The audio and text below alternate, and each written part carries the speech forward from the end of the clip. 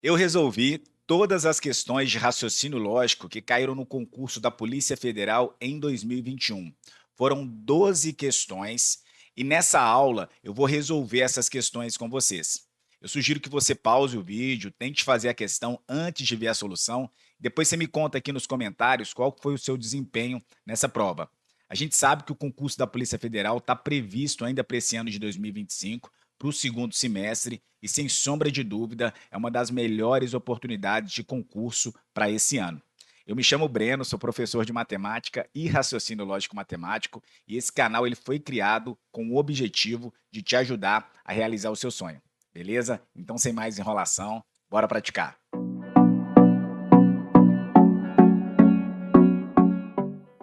Para realizar uma operação de busca e apreensão em duas localidades diferentes, devem ser deslocadas duas equipes, cada uma delas composta por um delegado, um escrivão e dois agentes. Tendo como base essas informações, julgue os itens seguintes. Questão 1. Se estiverem disponíveis no momento de formação das equipes exatamente dois delegados, dois escrivães e quatro agentes, o número de maneiras distintas de se montar as duas equipes seria igual ao número de maneiras de se montar, escolhendo-se entre esses mesmos profissionais uma única equipe para a realização de uma busca em uma única localidade? Gente, essa afirmação, ela é uma afirmação verdadeira, correta, e eu vou justificar por quê. A gente sabe que a equipe aí é formada por um delegado, um escrivão e dois agentes. Então, vou formar essa primeira equipe. Então, o que eu vou usar aqui vai ser aquela formulazinha lá de combinação, onde a gente tem lá n escolho p ou n escolho p a p, que é dada pela seguinte relação, ó, n fatorial dividido por p fatorial, que multiplica n menos p fatorial.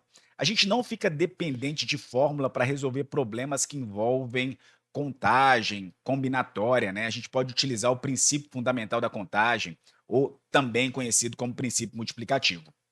Mas eu vou usar essa formulazinha para economizar um pouquinho de espaço aqui.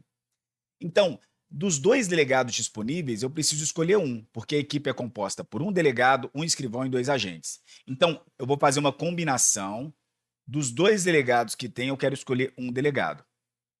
Tendo escolhido um delegado, eu preciso escolher um escrivão também. Eu tenho dois escrivães disponíveis e eu preciso escolher um para formar a equipe. E entre os agentes, eu preciso ter dois agentes na equipe. Só que dos quatro agentes disponíveis, eu vou escolher dois.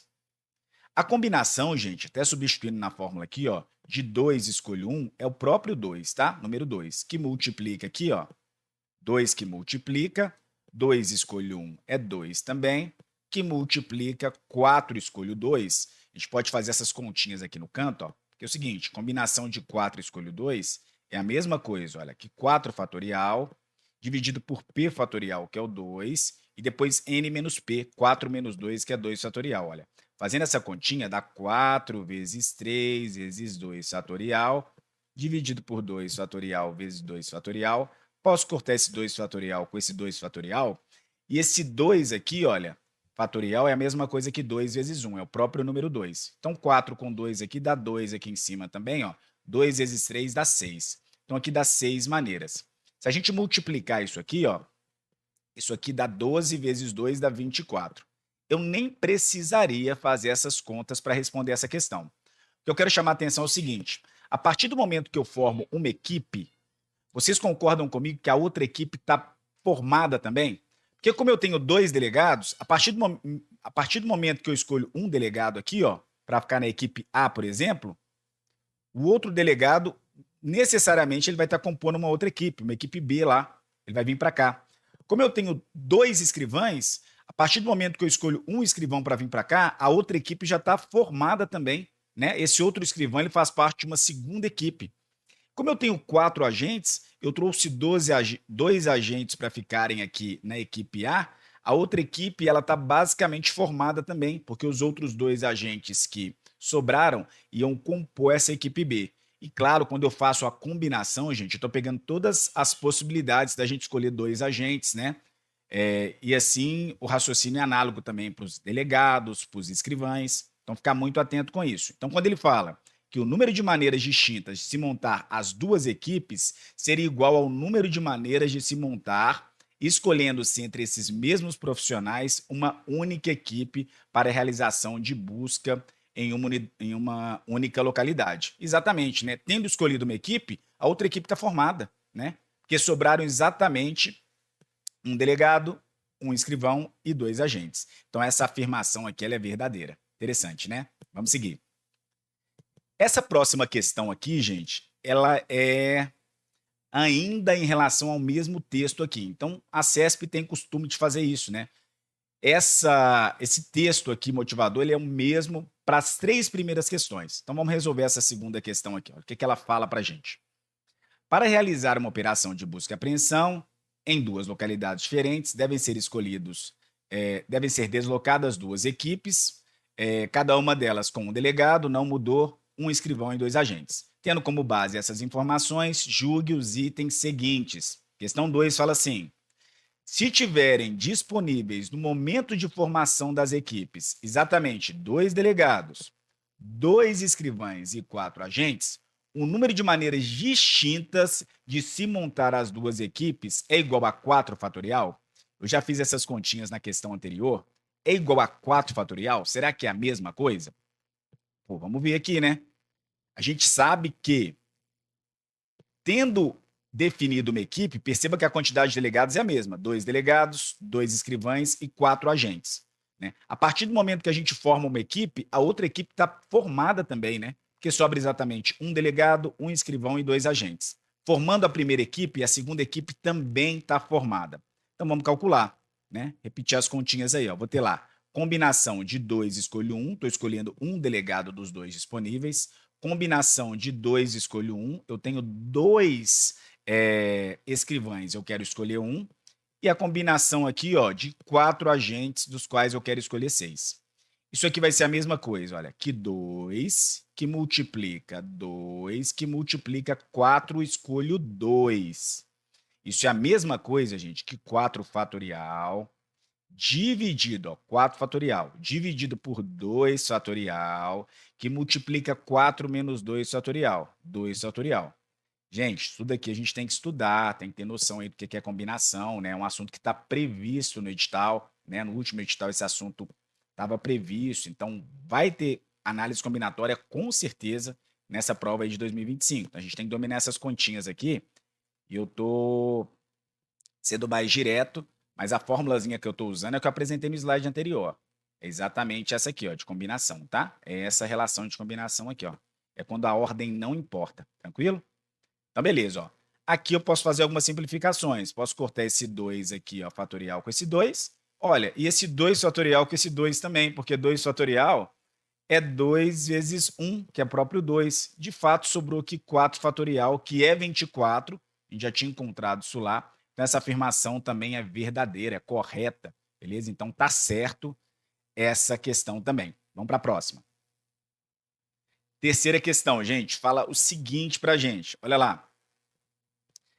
Se estiverem disponíveis no momento de formação das equipes, agora tem disponível 3 delegados, 4 escrivães e 6 agentes, o número de maneiras distintas de se montar as duas equipes é superior a 6.500? O número de maneiras distintas de se formar as duas equipes é superior a 6.500? Pô, não sei, vamos calcular aqui, né? Então, vou formar primeiro a primeira equipe. Então, da primeira equipe, ó, como eu tenho 3 delegados, de 3 delegados eu vou escolher um. Dos 4 escrivães disponíveis, eu também vou escolher um, porque lembrem lá, ó, a equipe ela é composta por um delegado, um escrivão e 2 agentes. Muita atenção. E agora, olha, os agentes, eu preciso de 2 agentes para compor a equipe, a gente tem 6 disponíveis, então de 6 agentes eu quero escolher 2 agentes. Essa aqui, ó, é a primeira equipe. Tendo escolhido a primeira equipe, a gente vai escolher agora a segunda equipe. Ó. Agora, muita atenção aqui, gente. Muita atenção para não errar isso aqui. Então, essa aqui é a primeira equipe. E aqui eu vou formar agora a segunda equipe. E aqui eu vou aplicar também o princípio multiplicativo, tá? Porque tendo escolhido para cada equipe que eu formar, né, para cada primeira equipe que eu formar, eu formo uma segunda equipe a partir dos agentes, escrivães e delegados que sobraram, tá? Então, muito cuidado com isso. Como que a gente escolhe aí a segunda equipe? Vai ficar assim, ó. De quantas maneiras eu posso escolher um delegado para formar a segunda equipe? Dos dois que sobraram, eu escolho um. Percebam o seguinte, que eu já escolhi um delegado, ele já está compondo essa equipe um aqui. Então, sobraram dois delegados e desses dois eu quero escolher um. Agora, eu já escolhi um escrivão também para poder formar a equipe um. Sobraram três escrivães. Então, dos três escrivães que sobraram, eu quero escolher um. E dos agentes que sobraram, foram quatro. Dois já ficaram aqui na primeira equipe. Dos quatro que sobraram, eu quero escolher dois. A gente vai fazer essas continhas aqui agora. O que, que vai dar aqui? Ó? 3 escolho 1 é 3. Que multiplica, ó. Que multiplica 4.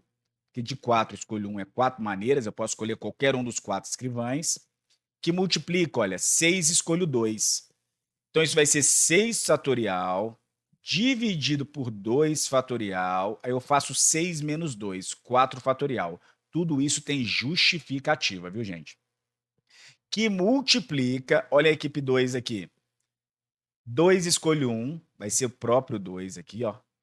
Que multiplica 3. Ou seja, sobraram 3 escrivães, eu tenho 3 maneiras diferentes de escolher um escrivão para compor a segunda equipe. E aqui também, gente, ó, 4 escolho 2 é 4 fatorial, dividido por 2 fatorial, vezes 2 fatorial. Então aqui eu posso fazer algumas simplificações e é legal que vocês façam simplificações para economizar tempo em questões desse tipo. É fundamental treinar a simplificação. Você tem que estar craque em simplificar questões que envolvem principalmente combinatória. Aqui, por exemplo, ó, eu posso cortar esse 2 aqui, ó, esse 2 fatorial, eu posso cortar com esse 2 aqui, ó, por exemplo. Eu posso simplificar algumas outras coisas aqui, ó. Eu teria que abrir esse 6 fatorial, colocar 6 vezes 5 vezes 4, por exemplo, aqui, ó. De maneira estratégica, em vez de eu colocar 6 fatorial aqui, ó, vou colocar 6 vezes 5 vezes 4 fatorial. Que aparece um 4 fatorial aqui no denominador, eu posso cortar esse 4 fatorial com esse 4 fatorial aqui. Pegaram a ideia? Aqui também, olha, esse 4 fatorial aqui, o que, que eu posso fazer com ele? Eu posso escrever como sendo um 4 vezes 3 vezes 2 fatorial. É a mesma coisa. Nesse momento, inclusive, eu posso cortar esse 2 fatorial com esse 2 fatorial. E posso simplificar esse 2 fatorial com esse 4. Fica um 2 aqui. Beleza? Então, sobrou 2 aqui, 3. Então, eu tenho que multiplicar os fatores que sobraram. O que, que sobrou para a gente aí?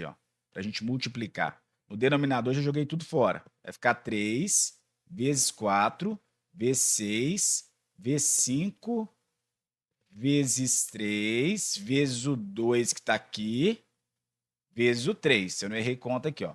1, 2, 3, 4, 5, 6, 7 números. 1, 2, 3, 4, 5, 6, 7 números. Ó, 4 vezes 3 é 12. 6 vezes 5 é 30. Aqui vai dar 6 vezes 3, 18. 6 vezes 3 aqui vai dar 18. Vou deixar 6 e 3 aqui, ó. 6 e 3. 12 vezes 30, ó, dá 36 com 0, 360. 360 vezes 18. 360 vezes 18 aqui. Eu faço essa continha. O fato é que, quando a gente fizer essa conta, você vai encontrar aí 6.480, se eu não me engano. 6.480. Vamos fazer essa continha aqui no canto, ó. 360 vezes 18. Olha lá, 8 vezes 0 é 0. 8 vezes 6 é 48, fica 8. Vai 4. 8 vezes 3 dá 16, 24. 24 mais 4, 28. 1 vezes 0, 0. 1 vezes 6, 6. 1 vezes 3, 3. Somando aqui dá 0. 8 aqui vai dar 14, fica 4. Vai 1 aqui vai dar 6. Isso mesmo, 6.480. Então, vai ser superior a 6.500? Não, falso. Então, aqui está errado. É esse item que você tem que marcar, tá? Então, bora continuar, fazer um outro grupo de questões aí que traz o mesmo texto motivador aí vem uma sequência de questões. Característica da banca CESP aí, beleza? Então, bora lá. Agora, a gente vai resolver questões aí que envolvem lógica proposicional, né? Raciocínio lógico proposicional, proposições lógicas. Então, a gente tem aqui um conjunto de premissas, né? Essas premissas apresentam para a gente uma conclusão e o exercício pede para a gente resolver uma sequência aí de 6 questões que diz respeito a um assunto de proposições lógicas. Então, sem mais conversa, vamos lá analisar essas questões e responder. Como eu disse, sugiro que você pause o vídeo, tente resolver antes as questões, depois você me conta aqui quanto você tirou. Tranquilo? Premissa P1. Se a fiscalização foi deficiente, as falhas construtivas não foram corrigidas. Premissa 2. Se as falhas construtivas foram corrigidas, os mutuários não tiveram prejuízos. Premissa P3. A fiscalização foi deficiente. A conclusão é a seguinte: os mutuários tiveram prejuízos? Considerando um argumento formado pelas proposições precedentes, em que C é a conclusão e P1 a P3 são as premissas, julgue os itens a seguir. Questão 4. A proposição P2 é equivalente a: se as falhas construtivas não foram corrigidas, as mutuárias tiveram prejuízos. Gente, vamos olhar para a proposição P2, para a premissa P2. O exercício trouxe para a gente uma afirmação, né? Se as falhas construtivas não foram corrigidas, os mutuários tiveram prejuízo e está afirmando que essa proposição ela é equivalente à segunda premissa. O que é equivalência? A gente escrever, né, uma sentença, uma declaração que não tenha o valor lógico alterado, né, só que de maneira diferente. Percebam que a premissa P2 ela apresenta para a gente o conectivo da condicional, o conectivo se então. Você pode estar se perguntando aí, professor, tem só o se, cadê o então? O então está implícito aqui. Não necessariamente esse então vai aparecer para a gente identificar aí que trata-se de uma proposição composta que apresenta o conectivo da condicional, beleza? Então, se as falhas construtivas foram corrigidas, então os mutuários não tiveram prejuízos. Quando a gente pensa, gente, nas equivalências da condicional, existem duas equivalências associadas à condicional. A primeira é a contrapositiva, em que a gente nega as proposições simples envolvidas e inverte elas. Então fica desse jeito assim, ó. P implica que é equivalente a não que implicar não P. E a gente tem a disjuntiva também, que está vinculada ao conectivo da disjunção aqui, ó. P implica que também é equivalente a não P ou que. Tem até um macetezinho para a gente lembrar dessa segunda equivalência, né? Que é o famoso Nelma ou Neymar, que a gente nega a primeira ou mantém a segunda. Esse ou é de trocar o conectivo da condicional pelo conectivo ou. Então, são essas duas equivalências associadas à condicional. Olha o que a questão trouxe para a gente. Ó. Eu vou chamar de P aqui a proposição. As falhas construtivas foram corrigidas. Vou chamar essa proposição aqui de P. E vou chamar de Q a proposição. Os mutuários não tiveram prejuízo. Vou chamar essa proposição de Q. O que ele escreveu aqui embaixo? Olha, as falhas construtivas não foram corrigidas. Aqui na proposição P2, ó, a gente tem, na premissa P2, a gente tem as falhas construtivas foram corrigidas. Aqui está escrito, as falhas construtivas não foram corrigidas. Aqui seria o não P. Perceberam que ele acrescentou o não? Então ele trocou o valor lógico da proposição simples. Os mutuários tiveram prejuízos. Essa segunda proposição aqui, ó, vai ser não que. Não que, tá? Porque está escrito aqui, ó, mutuários não tiveram prejuízos. Aqui está escrito mutuários tiveram prejuízo. Trocou o valor lógico, a gente coloca esse tio aqui, que é a negação. A gente inverte o valor lógico da proposição. Gente, olha o que ele está falando para a gente, é o seguinte, ó. Ele está falando isso aqui, ó, que P implica que é equivalente a não P implicar não que. Isso aqui é falso, isso aqui não é verdade, não. Ele até negou as proposições simples envolvidas, mas ele não inverteu elas. Então, essa afirmação aqui ela é errada, incorreta. Vamos seguir, vamos lá. Próxima questão. Então, a gente tem o mesmo conjunto de premissas, a mesma conclusão, e o comando da questão é o seguinte, ó. Uma negação correta da proposição P1 pode ser expressa por. Uma negação correta da proposição P1 pode ser expressa por: se a fiscalização não foi deficiente, as falhas construtivas foram corrigidas. Vamos olhar para a proposição P1, olha. A negação, gente, quando ele fala de negação, a gente vai trocar o valor lógico dessa proposição composta aqui, ó. Se a fiscalização foi deficiente, vou chamar essa proposição de P, as falhas construtivas não foram corrigidas. Então percebam que ele quer a negação, ele não quer, ele fala que a negação é: se a fiscalização não foi deficiente, as falhas construtivas foram corrigidas. Então a gente tem que ver se essa afirmação ela é verdadeira ou falsa. Quando a gente pensa em negação da condicional, quando eu nego a proposição composta condicional P implica que, isso aqui é equivalente a manter o valor lógico da primeira proposição, trocar o conectivo da condicional pelo conectivo e negar o valor lógico da segunda proposição. Então, a negação de P implica que é equivalente a P e não que. É o famoso né? A gente mantém a primeira e nega a segunda proposição. Tudo isso tem justificativa, a gente consegue mostrar essas equivalências através da tabela verdade. Beleza? Então é o seguinte, eu tenho que manter o valor lógico da primeira proposição, trocar o conectivo da condicional pelo conectivo e. Então já dá para ver, gente, que não vai ser a alternativa correta, né? O que ele fez aqui? Ele negou o valor lógico da primeira proposição aqui, ó. A fiscalização não foi deficiente. Aqui a fiscalização foi deficiente, colocou um não P aqui. As falhas construtivas foram corrigidas. As falhas construtivas não foram corrigidas. Ele colocou um não que aqui.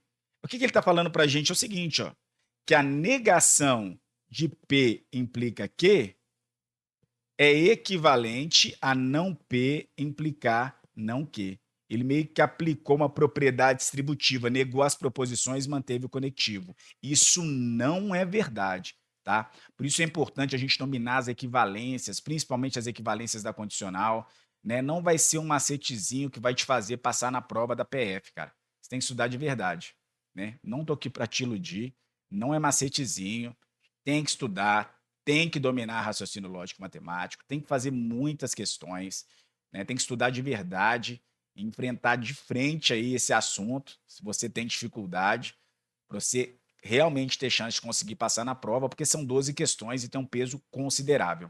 Então, essa afirmação também é falsa, é errada.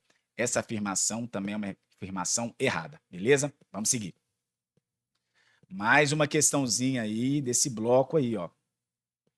Questão 6. A tabela verdade da proposição condicional associada ao argumento tem menos de 10 linhas? Então, a tabela verdade da proposição condicional. Vou olhar para a proposição condicional associada ao argumento. Então, o argumento é o conjunto de premissas e a conclusão. Isso é uma argumentação lógica, uma argumentação dedutiva, né? Então, a gente tem aqui, ó, a condicional. A premissa P1 e P2, ó, são condicionais, ó, conectivo sim, então, né? Relação de causa, de consequência, condicional aqui, tranquilo? Ele quer saber a quantidade de linhas da tabela verdade. Gente, a tabela verdade, a quantidade de linhas dela depende da quantidade de proposições simples que a gente está analisando. Quando eu tenho duas proposições simples, né? A tabela verdade ela tem 4 linhas. Mas é o seguinte, se a gente olhar para a premissa P1, a gente tem a proposição aqui. A fiscalização foi deficiente, eu vou chamar de P. As falhas construtivas não foram corrigidas, eu vou chamar de Q. Olhando para a premissa P2, a gente tem aqui, ó, as falhas construtivas não foram corrigidas. Perceba que é a mesma proposição que aparece na premissa P1, só que está negada, né? Aqui está escrito, as falhas construtivas não foram corrigidas, e aqui está escrito, ó, as falhas construtivas foram corrigidas, que seria, na verdade, o meu não que. Não é uma nova proposição. Muita atenção. Os mutuários não tiveram prejuízo. Os mutuários não tiveram prejuízo, é uma proposição nova. Eu vou chamar essa proposição aqui, ó, de R. Beleza? Então, nas proposições aí, a tabela verdade da proposição condicional associada, né? O argumento, a gente tem 3 proposições. E o número de linhas da tabela verdade, gente, tudo isso tem justificativo, tá? a gente usa essa relaçãozinha aqui que é 2 elevado a n, onde esse n aqui, olha, é o número de proposições simples. Como eu tenho 3 proposições simples que compõem a condicional no argumento, isso vai ser 2 elevado a 3. Isso aqui, 2 elevado a 3, é 2 vezes 2 vezes 2. Isso aqui dá 8, gente. Então, a quantidade de linhas associada à proposição condicional é menor do que 10 linhas? Verdade, menor do que 10 são 8 linhas. Quanto mais proposições simples a gente tem, mais valorações, combinações a gente consegue fazer. Pensando na tabela verdade, mais linhas terão essa tabela. Nesse caso, são 8 menos de 10. Aqui está certo, correto. Beleza? Vamos continuar. Mais uma questãozinha aí, envolvendo aí, ó, a mesma questão, mesmo texto motivador aí. Então, sétima questão fala o seguinte: a proposição P1 é equivalente a não é verdade que a fiscalização foi deficiente e que as falhas construtivas foram corrigidas. O que ele está falando? A proposição P1, que essa daqui, é equivalente. Não é verdade que a fiscalização foi deficiente e que as falhas construtivas foram corrigidas. Gente, essa parte que fala que não é verdade é a mesma coisa de dizer, ó, que isso aqui é falso. Essa frase é falsa. Ou a gente tem que negar ela. Negar, tá? Em outras palavras, o que o exercício está falando é o seguinte, ó. A proposição P1 é equivalente à negação dessa proposição composta, né? Não é verdade isso aqui, ó. Então, para eu descobrir o que é verdade, eu tenho que negar a proposição composta. Então, olha o que eu tenho na proposição composta. A fiscalização foi deficiente, é a minha proposição P. A fiscalização foi deficiente, é a proposição P. Que as falhas construtivas foram corrigidas, é a proposição Q. Percebam que essas proposições simples estão conectadas aqui, ó, pelo conectivo da conjunção, que é o conectivo E, beleza? Então, o que ele está falando? Que a negação dessa frase é equivalente a P1. Será que é mesmo? Será que não é? Vamos ver. Seguinte, a proposição P1 eu vou chamar de P aqui, ó. A fiscalização foi deficiente, as falhas construtivas não foram corrigidas, eu vou chamar de Q. A gente sabe que existem duas equivalências associadas à condicional. A contrapositiva, em que a gente nega as proposições simples invertidas envolvidas, inverte elas, a gente troca elas de lugar.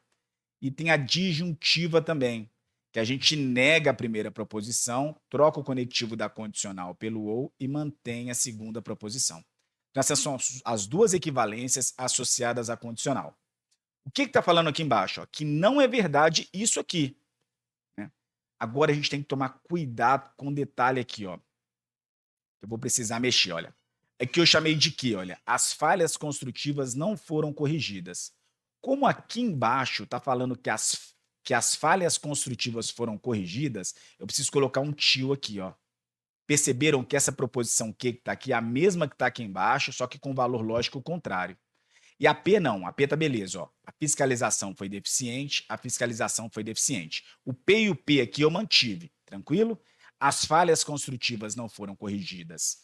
Que as falhas construtivas foram corrigidas, não que. Eu troquei o valor lógico. Então, ele está afirmando que a premissa P1 é equivalente a essa proposição composta. A negação dela, né? Ele está falando que isso não é verdade. Então, não é verdade. Ó. Vamos olhar para essa proposição aqui embaixo. Não é verdade a negação. Então, a negação vai me dar a verdade, né? Então, essa frase é falsa. Então, negar isso, eu vou ter a verdade, né? Então, beleza. A negação de P e não que é equivalente ao que, gente? Aqui eu vou aplicar as leis de De Morgan. Tá bom? A gente nega o valor lógico da primeira proposição, fico com não P. O conectivo E eu troco pelo conectivo OU e eu nego o valor lógico da segunda proposição. Negar o valor lógico da segunda proposição, como ela já está com o tio na frente aqui, né? Meio que estou fazendo um estudo de sinais aqui, a negação da negação, se eu nego duas vezes uma proposição, ela volta a ser a mesma proposição, beleza? Então aqui vai ficar que. Ou seja, o que o exercício está falando para a gente? não P ou Q é equivalente a se a fiscalização foi deficiente, as falhas construtivas não foram corrigidas. Isso é verdade? É, gente, porque eu tenho exatamente isso aqui, ó, P implica Q, e não P ou Q é uma equivalência. E é exatamente o que apareceu aqui embaixo, ó. Olha, não P ou Q, eu sei que existem essas duas equivalências, e esse não P ou Q apareceu aqui, ó. Então, de fato, é uma equivalência, tudo isso tem justificativa, então essa questão aqui, ó, a afirmação aqui é correta, aqui é correto, beleza? Então, 7 aqui é certo, 7 aqui é correto, beleza? Tranquilo, então vamos lá, vamos continuar aí, ó. Próxima questão. A questão fala o seguinte para a gente, também relacionado ao mesmo texto aí. Considere um argumento formado pelas proposições precedentes, em que C é a conclusão e P1 a P3 são as premissas, julguem os itens a seguir. Caso o argumento apresentado seja válido, a proposição C será verdadeira? Ele está falando o seguinte, ó, caso essas premissas, todas elas sejam válidas, né? A conclusão, ela vai ser verdadeira? Necessariamente verdadeira? Isso é verdadeiro ou falso?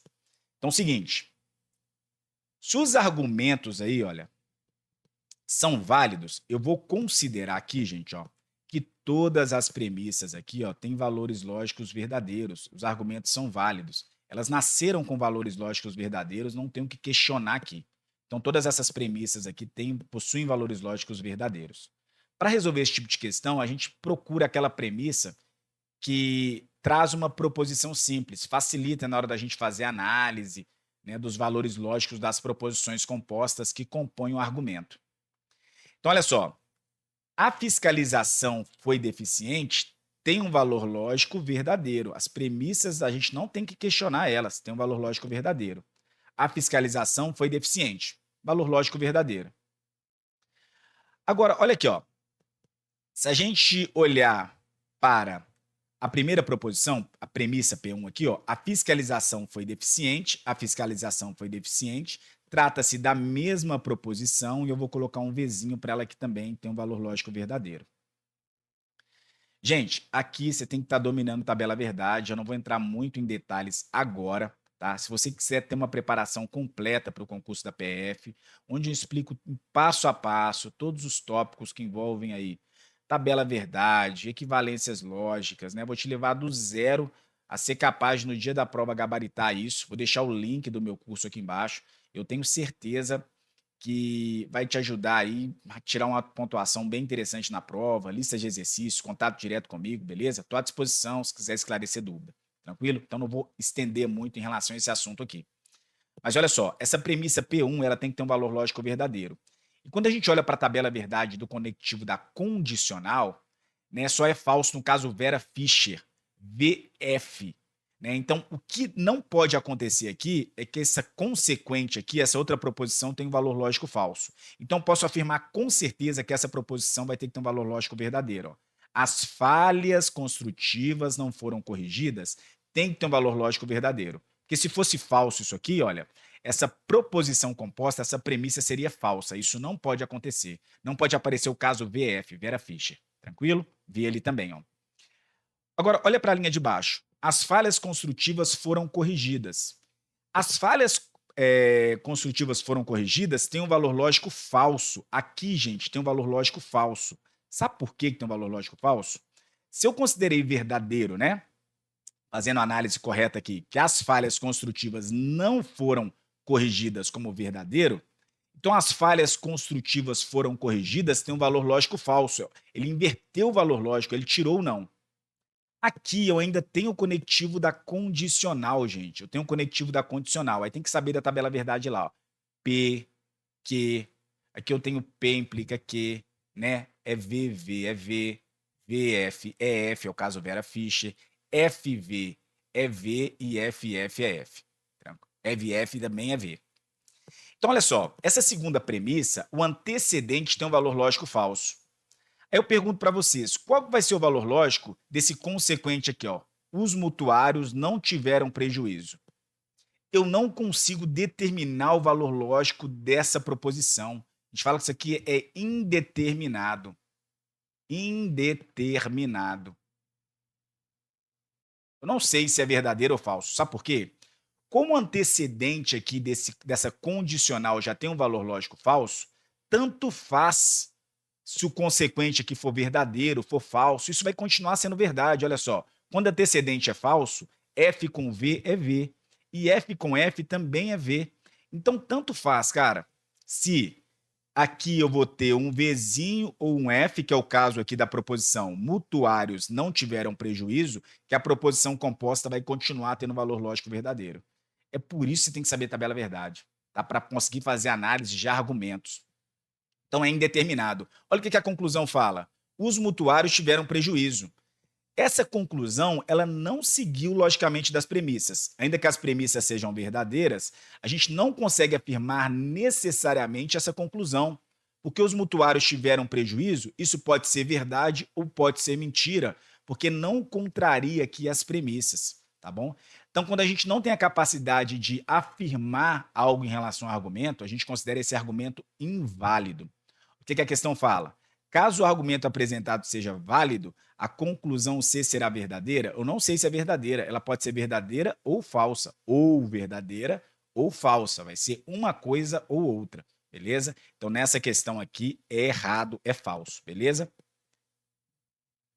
Essa questão aí é falso. Tranquilo? A gente tem mais uma questão ainda desse bloco. Como é que a CESP faz? Coloca um texto e te pergunta um tanto de coisa. Você tem que saber negação de proposições lógicas, tem que saber equivalências lógicas, né? Problemas envolvendo condicional, fazer análise de um argumento, né? A lógica aqui do raciocínio lógico dedutivo aqui, né? Enfim, bem interessante as questões, por isso eu digo, tem que estudar, tem que se preparar de verdade aí, tranquilo? Mais uma questãozinha. O que essa questão fala? Vou trocar a cor da tinta aqui. O mesmo texto, as mesmas premissas, o mesmo textozinho aqui, e a questão 9 fala assim: o argumento apresentado não é válido? Fala assim, ó, o argumento apresentado não é válido? Gente, o argumento apresentado, ele não é válido, né? Porque é o seguinte, para um argumento ser válido, a gente tem que conseguir fazer o seguinte, ó, as premissas sendo verdadeiras, tem que acarretar numa conclusão necessariamente verdadeira. Nesse caso, essa conclusão que foi apresentada aqui, olha, a gente não consegue saber se ela é verdadeira ou não. Quando a gente não consegue saber a veracidade da conclusão, esse argumento ele é um argumento inválido, ou um argumento não verdadeiro, um argumento não válido. Tá? Então, esse argumento que o cara justificou para mim aqui não é um argumento válido, não. Né? Se alguém fala para você esse textozinho aí conclui aquilo, não é argumento válido. Né? Porque ele não seguiu logicamente das premissas. Ainda que tenha sido citado isso na premissa, eu não consegui concluir, né, se os mutuários não tiveram prejuízo, se isso é verdadeiro, se isso é falso, eu não sei. Né? E não preciso saber, porque isso não afetou o valor de verdade dessa premissa aqui, né, que a gente considerou como sendo verdadeira. Então, quando ele fala que o argumento apresentado não é válido, isso é verdade. Esse argumento ele não é argumento válido. Porque essa conclusão ela teria que sair necessariamente da premissa, a gente teria que afirmar necessariamente que os mutuários tiveram prejuízo. Isso eu não consigo dizer. Né? Com a análise das premissas, eu não consigo afirmar isso.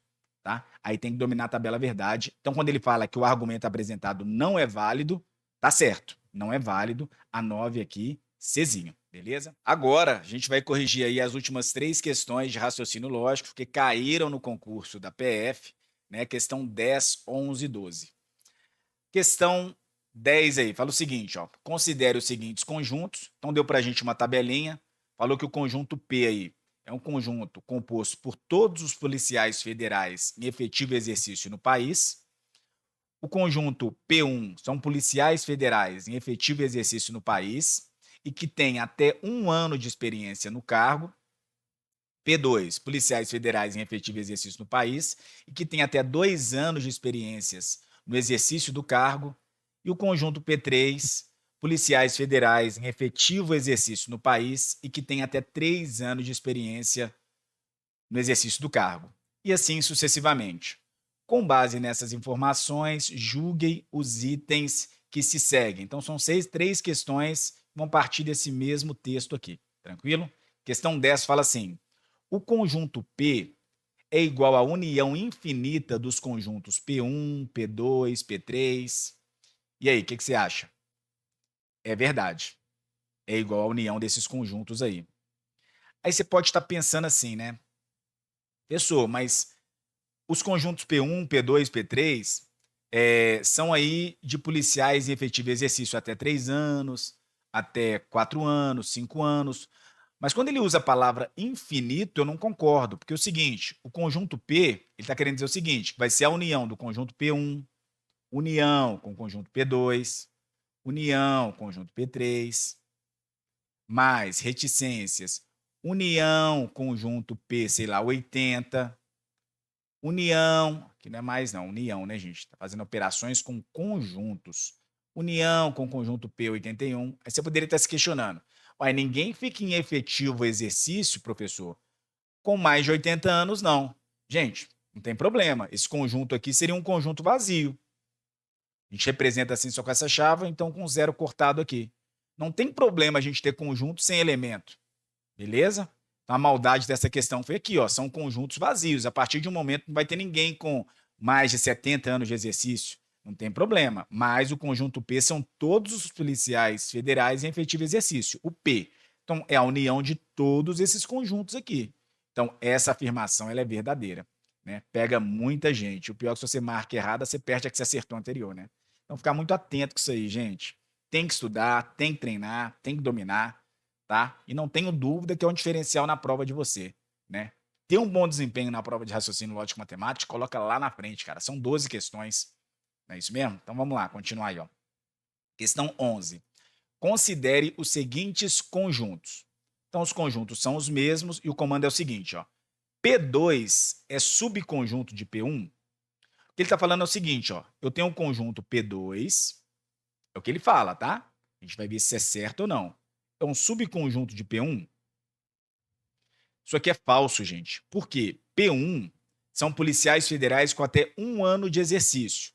O conjunto de P2 são policiais militares, melhor, policiais federais com até 2 anos de exercício. Então, vocês concordam comigo que isso aqui não é verdade? Né? Por exemplo, vai ter elemento aqui, ó, aquele policial que tem 2 anos de exercício, por exemplo, que ele vai estar aqui dentro, não vai estar dentro do P1. Na verdade, é justamente o contrário. O P1 que é um subconjunto de P2, tá? Então, se eu tenho um conjunto A e um conjunto B, o A está contido em B, quer dizer que o A é um subconjunto de B. A gente pode ler também que B contém A, tá? Então, na verdade, o conjunto P1 que está contido no P2. Ó. Então, aqui são todos aqueles policiais que têm até 1 ano de exercício, e se ele tem 1 ano de exercício, ele tem até 2 anos de exercício. Tá, beleza? É exatamente o contrário. Então, esse item aqui, olha, é errado. Beleza? É errado.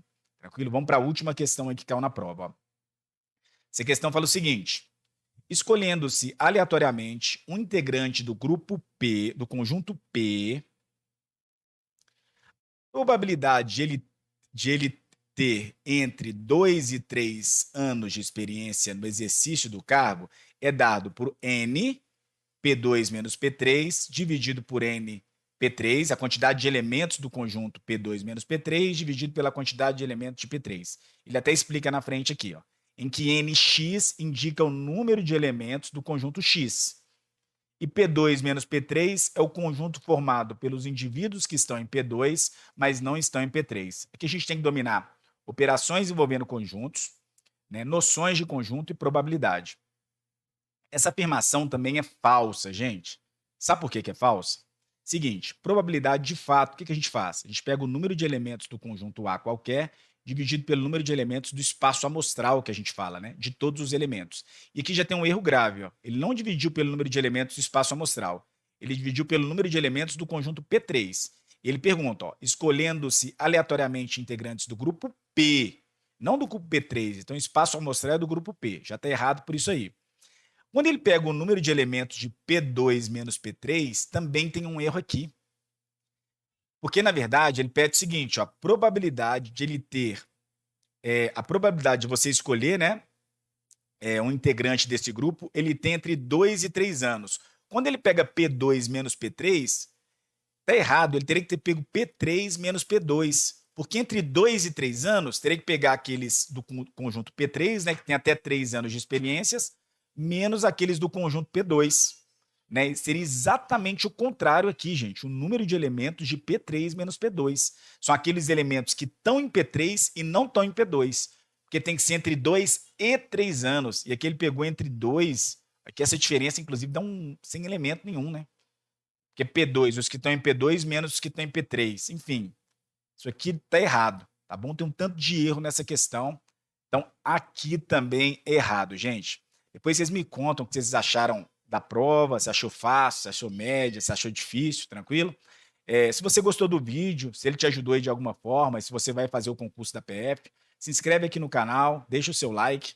Dessa forma você me incentiva a continuar produzindo mais conteúdos como esse, tá? Se você quiser também ter uma preparação completa de raciocínio lógico para esse concurso, onde eu vou te acompanhar, né? A gente vai treinar muitas questões, fazer também encontros ao vivo, com preço super, super acessível. Manda mensagem para mim, tranquilo? Eu estou à disposição aqui para ajudar. Valeu, tamo junto, bons estudos.